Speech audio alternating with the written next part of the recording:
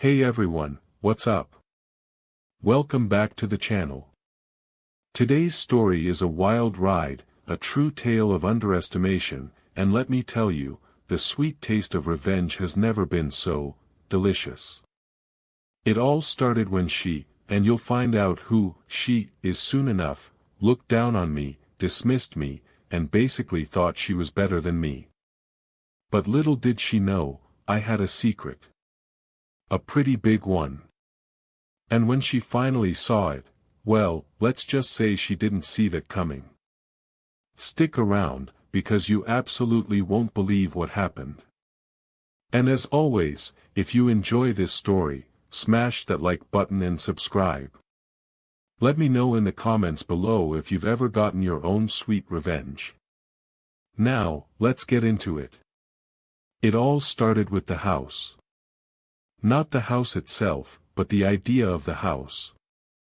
See, I'd always wanted a place of my own. A real home. Not just a cramped apartment with peeling paint, but a place where I could, live.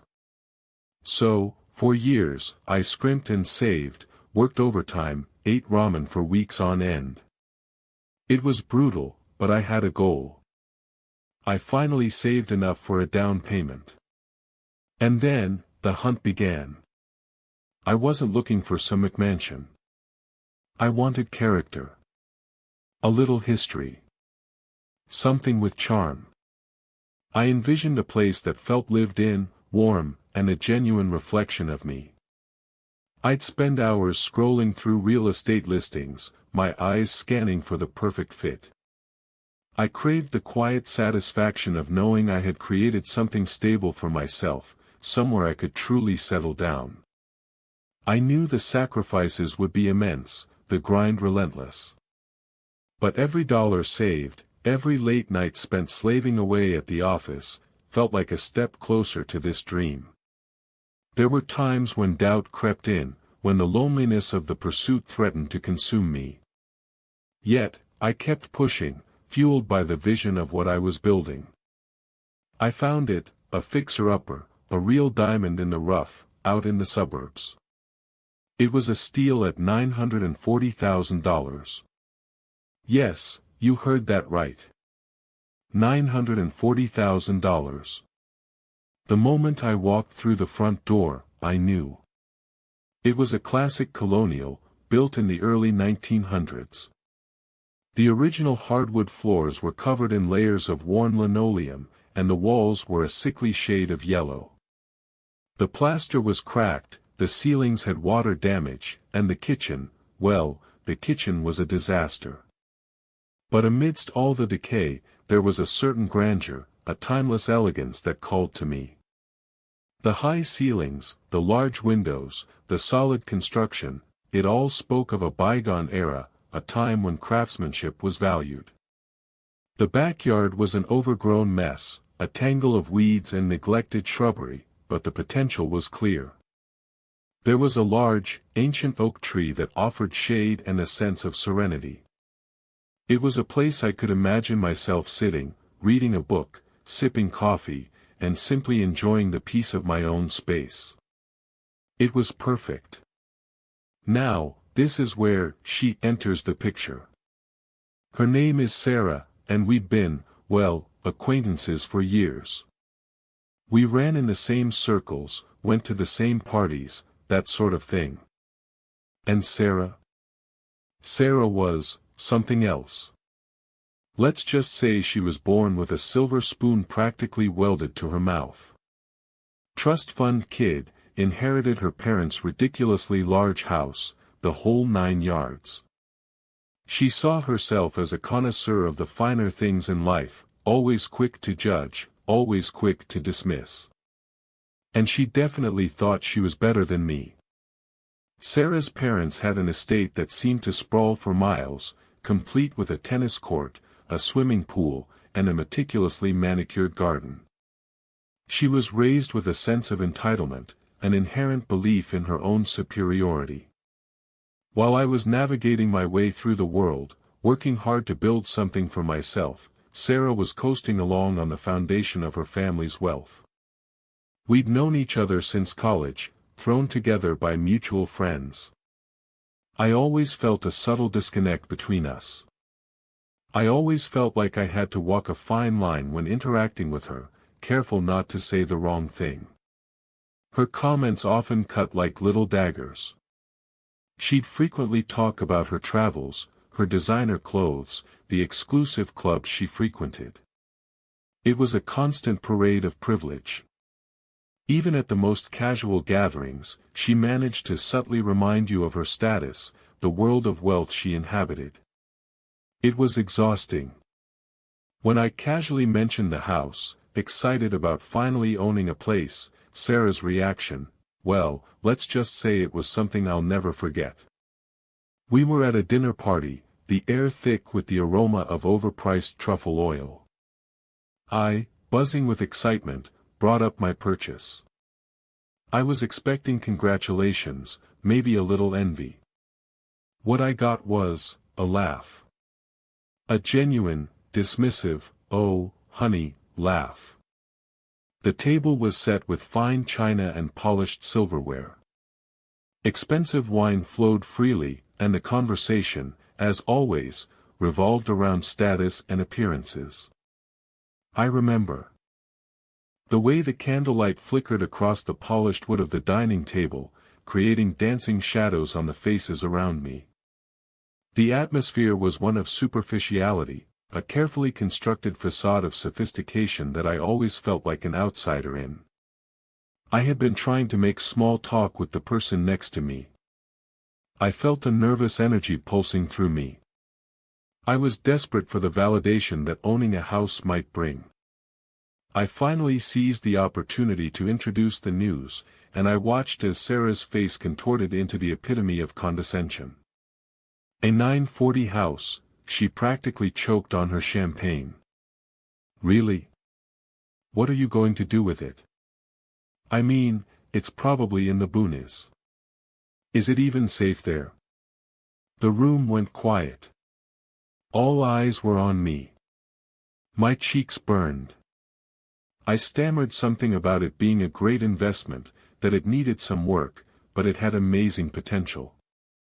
I tried to convey my excitement, but the words felt like lead weights, sinking under the weight of her disapproval. I could feel the heat rising in my face. The room seemed to shrink, and I felt like I was in the spotlight, under a harsh, unforgiving glare. Sarah just waved her hand dismissively. "Oh, honey, I'm sure it's adequate." That's what she said, adequate. The implication was clear. It was a small house, maybe in a bad neighborhood. Certainly not up to her standards. She then started to ask a bunch of detailed questions about my decision, which made me feel extremely self-conscious. Then she proceeded to tell everyone at the table about the $5 million house she was considering. I swallowed hard, trying to regain my composure. I felt a surge of resentment, but I pushed it down. I wouldn't give her the satisfaction of seeing me rattled. I remember the way she looked at me, her perfectly sculpted eyebrows raised in an expression of veiled amusement. It was as if she was trying to decipher my motives, wondering why I would settle for something so pedestrian. And then, the next few weeks were the same. Every time I saw Sarah, she'd make some snide comment, or roll her eyes, or ask if I'd survived another week in my little cottage. It was constant. Insidious. It chipped away at my confidence, made me doubt myself, and honestly, made me question my own choices. I found myself avoiding her, ducking out of social gatherings, and just generally feeling like I was somehow less than, that I didn't measure up. It was like a slow, deliberate erosion of my self-esteem. Her words, delivered with a subtle air of superiority, were like tiny barbs that lodged in my mind. I began to question my decisions, my ambitions, my worth. I felt a constant sense of inadequacy, a nagging feeling that I didn't belong in her world. I started to notice the subtle differences in how people treated me, how they looked at me. I was no longer seen as an equal, but as someone who was somehow less. It was a painful, humiliating realization. I considered confronting her, putting her in her place, but I knew it wouldn't be worth it. It would just feed her ego, give her another opportunity to mock me. I would not give her the satisfaction. But something inside me, something stubborn and defiant, refused to break. I wasn't going to let her get the best of me. I knew I couldn't stoop to her level and argue, so I kept quiet. I kept working on the house. That house was a sanctuary to me, a place that was finally mine. The house itself was a project, a labor of love. It was a classic, but needed everything. New plumbing, electrical, the whole shebang. I hired contractors, obviously, but I was there every day, getting my hands dirty, learning, making it my own. I spent hours sketching out designs, poring over magazines, choosing every detail. I wanted it to be perfect. I wanted it to be a statement. The first few weeks were a blur of demolition and dust. The old plaster came down in great chunks, revealing the skeletal framework of the house. The contractors, a team of seasoned professionals, worked with a focused intensity, each one a master of his craft. The air buzzed with the sound of hammers, saws, and drills. It was chaotic, messy, but it was also exhilarating. I wanted to be involved in every step of the process, to learn everything I could. I followed the plumbers, the electricians, the carpenters, asking questions, absorbing knowledge. I wanted to understand how things worked, to feel connected to the house in a more profound way. I spent hours sifting through architectural magazines, studying different styles, color palettes, and design elements. I visited furniture stores, art galleries, and antique shops, searching for the perfect pieces to complement the house's character. I envisioned every room, imagining the light, the textures, the overall feel. I wanted a space that felt inviting, comfortable, and sophisticated. I wanted it to be a reflection of my personality, my passions, my dreams. It was my opportunity. To create something beautiful, something meaningful. The renovation was a constant battle against budget overruns, unforeseen problems, and the relentless march of time. There were days when I was overwhelmed, when I questioned my sanity, when I wanted to give up. But I never did. The vision, the dream, kept me going. The hardest part was managing the contractors, the inevitable delays, the constant need to make decisions. I had to learn how to negotiate, how to be assertive, how to stand my ground. It was a crash course in project management, and I was determined to master it. Fast forward about 6 months. The house was finally finished. Well, mostly. There were still a few minor things to do, but it was livable, beautiful, and exactly what I'd envisioned. The renovations had cost a lot more than I initially planned, but I didn't care. It was an investment, and it felt right. The transformation was remarkable. The tired old house had been reborn, its original character restored and enhanced with modern amenities. The new plumbing and electrical systems were hidden behind freshly painted walls, while the original hardwood floors gleamed with a rich, lustrous sheen. The kitchen was now a chef's dream, with custom-built cabinets, state-of-the-art appliances, and a massive island. The bathrooms were luxurious, with marble countertops, soaking tubs, and rainfall showerheads. The living room was bathed in natural light, with a breathtaking view of the city skyline. The entire house radiated a sense of warmth, elegance, and understated sophistication. It was a place I was proud to call my own. I decided to throw a housewarming party. A small, intimate gathering of friends and family. And, for some reason, I felt compelled to invite Sarah. Part of me wanted to prove her wrong, to show her what I had created. The other part of me just wanted to see the look on her face. I wrestled with the idea of inviting her. A part of me wanted to keep my triumph private, to savor the victory without her interference. But another, more mischievous part of me, wanted to share my success, to make her see what she had missed. I weighed the pros and cons, the potential for satisfaction versus the risk of disappointment. Ultimately, the desire to see her reaction won out. I knew I would feel a sense of liberation by exposing her to my transformation. I sent her a polite invitation. She RSVP'd yes, but her response felt lukewarm. I could practically hear her internal monologue.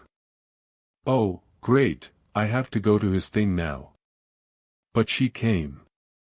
And that's when the fun began. I envisioned her arrival, the look of surprise on her face, the subtle shift in her demeanor. I wanted her to understand, to finally acknowledge that I was not the person she thought I was. I wanted her to see that I had achieved something, that I had created something of value. The day of the party arrived, and as guests began to arrive, I felt a little surge of nerves. But I pushed them down. I was ready for this. I met Sarah at the door. She arrived with her boyfriend, a corporate lawyer, and a look of almost bored tolerance on her face. I spent the morning meticulously preparing the house, arranging the flowers, setting the table, ensuring that every detail was perfect. I wanted everything to be flawless, to create the right impression.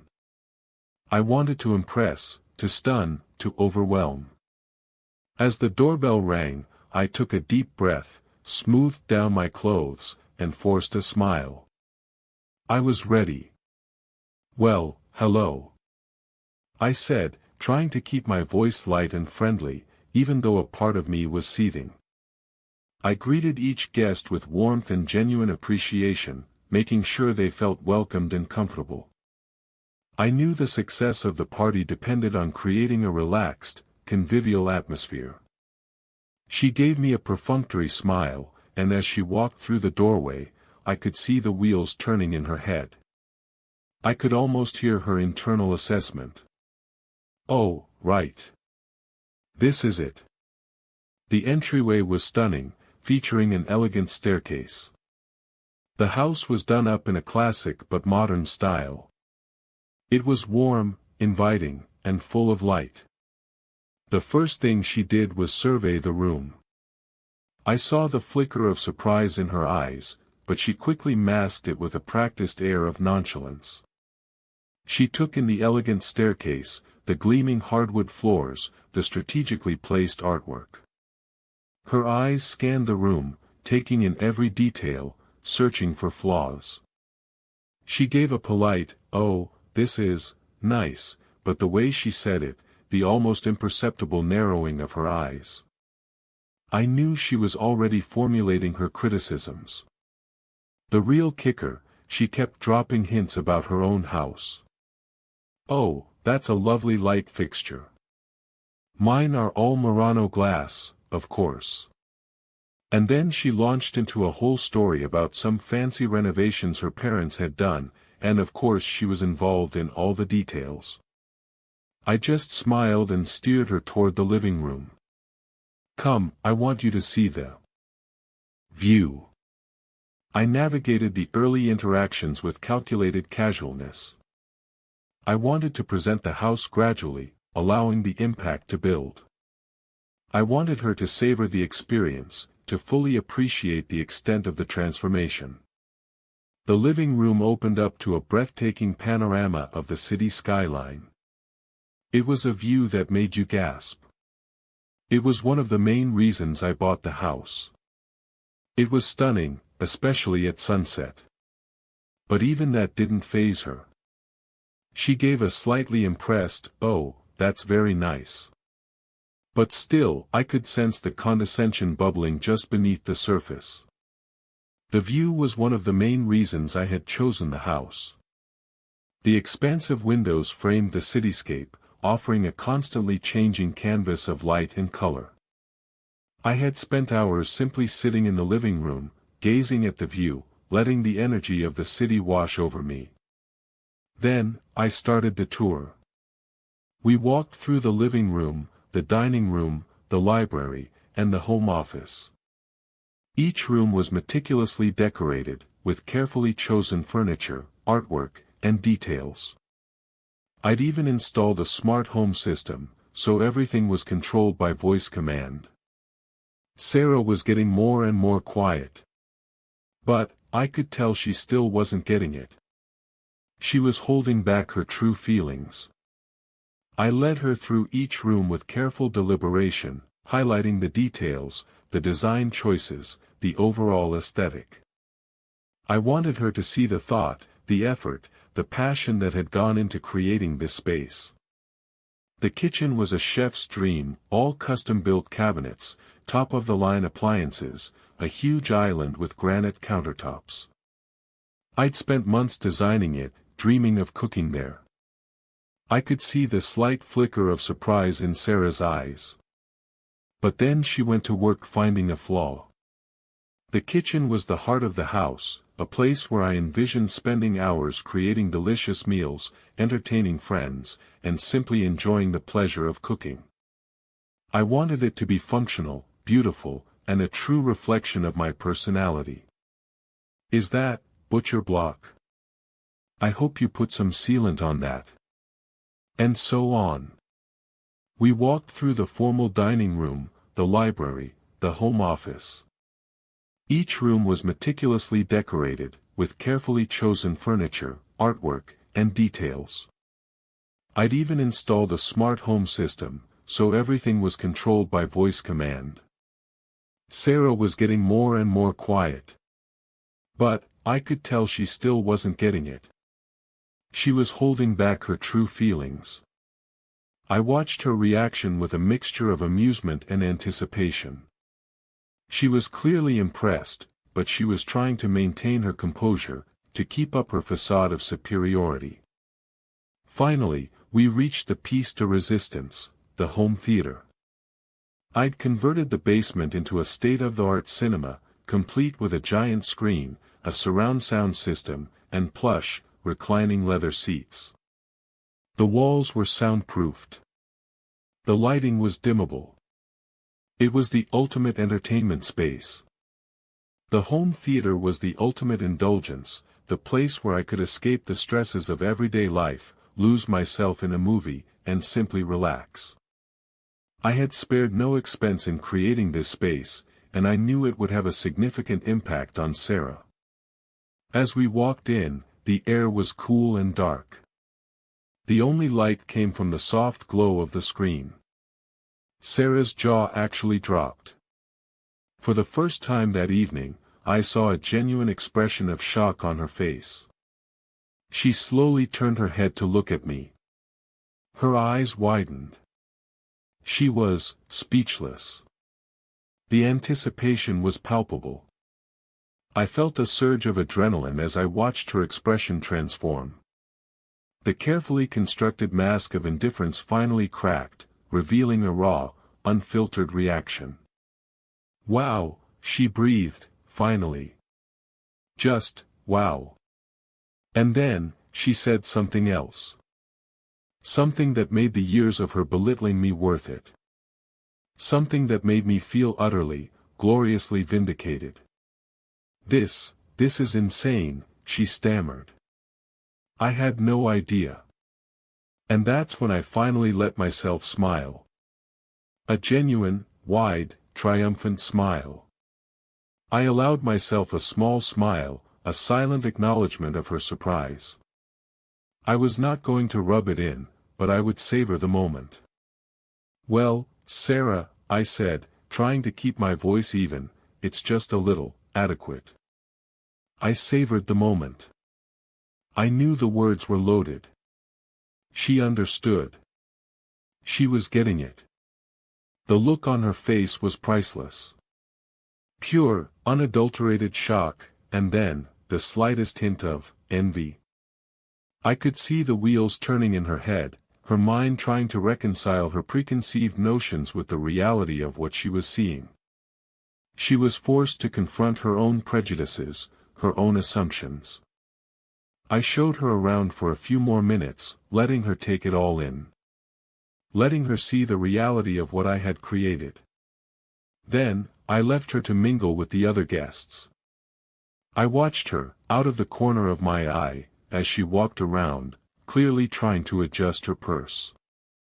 Tyons. She was quiet for the rest of the evening. I watched her navigate the rest of the party.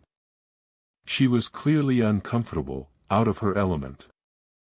She had been humbled, and I could feel a sense of satisfaction course through me. Later, as the party was winding down, Sarah approached me. Her smile was strained. "You know," she said, "this is, really something. You've done an amazing job." I just nodded, took a sip of my drink, and said, "Thanks, Sarah. I appreciate that." She seemed to be genuinely impressed, her usual arrogance replaced by a sense of respect.